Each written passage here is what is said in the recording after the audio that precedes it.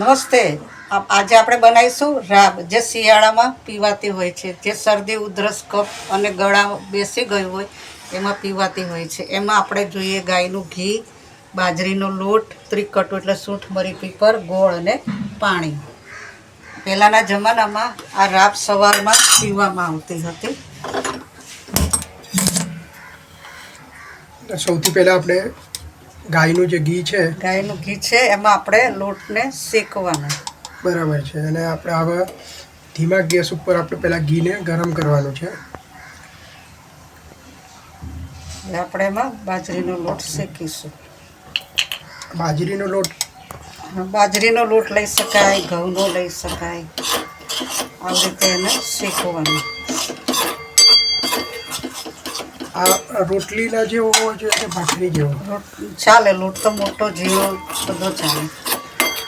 પહેલાંના જમાનામાં તો ચાના બદલે આવું રાબ જ પીવામાં આવતી.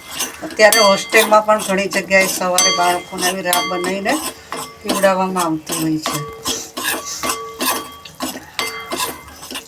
આ સ્વાદમાં પણ સારી લાગે છે અને શરીરને બી ફાયદો આપે છે. ઠંડી પણ ઓછી લાગે અને શરદી ઉધરસ કફ બધું જ જલ્દીથી મટાડી દે.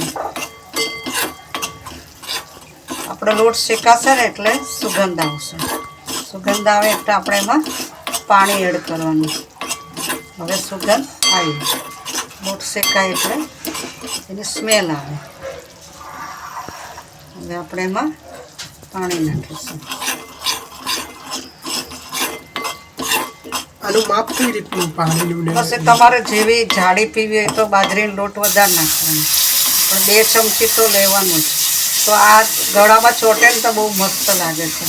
આ લોટ ગળામાં ચોટે ને બહુ સરસ લાગે.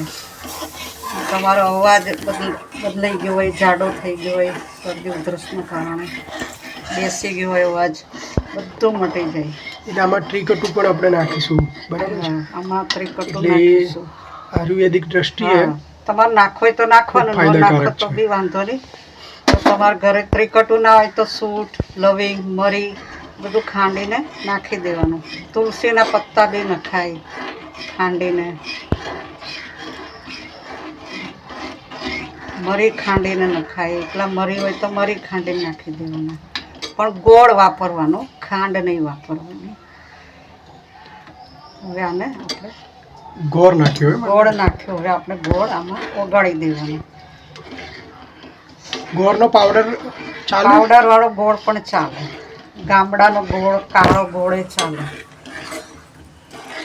જેટલો સારો ગોળ મળે એટલું સારું. હવે આ ગોળ ઓગળી જાય ત્યાં સુધી આપણે મિક્સ કરવાનું છે, બરાબર ને? અત્યારે ઘણાને ઠંડીની એલર્જી હોય તો ઘણાને આમ શરદી થઈ જતી હોય, ઉધરસ આવતી હોય તો આ દવા આપી દેવાની એટલે ફાયદો થઈ જાય. બરાબર. રોગ પ્રતિકારક શક્તિ બી વધે, બરાબર ને? હા. કોઈ પણ રોગ થતો હોય ને તમે તરત અટકાવી દો તો પછી તમારે એમોક્સિલિન ને બધું લેવું ના પડે. દવા તો બહુ નુકસાન કરતી હોય છે, એટલે બને ત્યાં સુધી આપણને રોગ ના થાય એ રીતે જ આપણે જીવવાનું. અને જો થઈ ગયું હોય તો તરત આ રીતે ઉપચાર કરી દેવાનો એટલે વધતું અટકી જાય. આયુર્વેદિક પદ્ધતિ જ સૌથી સારી.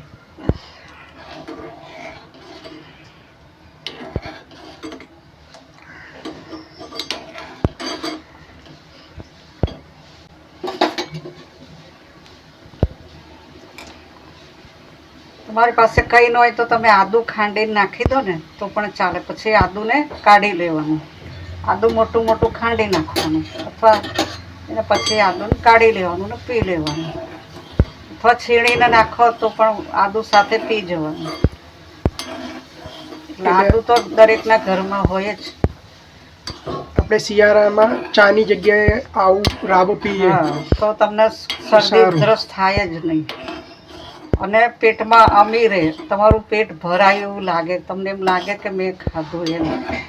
ઘણી વખત આપણને એવું થતું હોય છે કે આપણને ભૂખ્યા હોય એવું લાગ્યા કરે, તો આનાથી આપણને સંતોષ થાય. અઠવાડિયામાં 2-3 વાર પીવી જોઈએ ને? અને રોજ સવારે તમે પીવો તો બી સારું. ચા નહીં પીવાની, આ રાબ જ પી લેવાની. તમને એસિડિટીની તકલીફ હોય તો તમારે ગરમ મસાલો ઓછો નાખવાનો, આદુ ને એવું ઓછું નાખવાનું, ગરમ પાવડર નાખતા હોય સૂંઠ મરી પાવડર ઓછો નાખવાનો, કશું ન હોય ચાનો મસાલો હોય તો બી તમે થોડો નાખી શકો. બાજરીનો લોટ છે તો શક્તિ પણ આવે ને. હા, અને આમાં બહુ લાંબા ટાઈમથી કફ હોય એ પણ નીકળી જાય. કફ તમારો બીજે દિવસે તો બધો બહાર નીકળવા લાગે અને ગળામાં તરત જ રાહત થઈ જાય. ગળામાં બળતરા બળતી હોય તરત જ મટી જાય.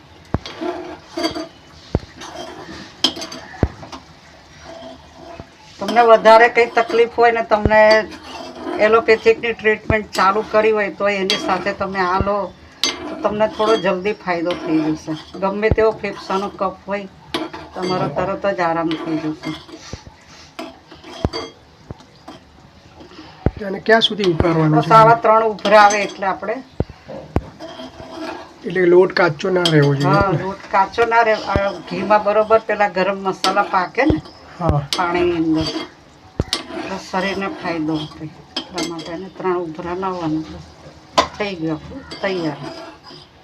અને આને સાધારણ ગરમ હોય અને પી લેવાનું, બહુ ઠંડુ નહીં થવા દેવાનું. કાઢીશું કપમાં અને એને હવે ધીમે ધીમે ગરમ ગરમ થોડી થોડી પીવાની.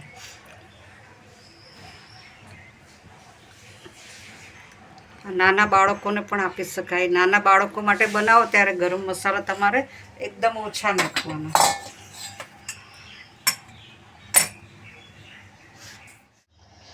આપણે રાબ તૈયાર છે.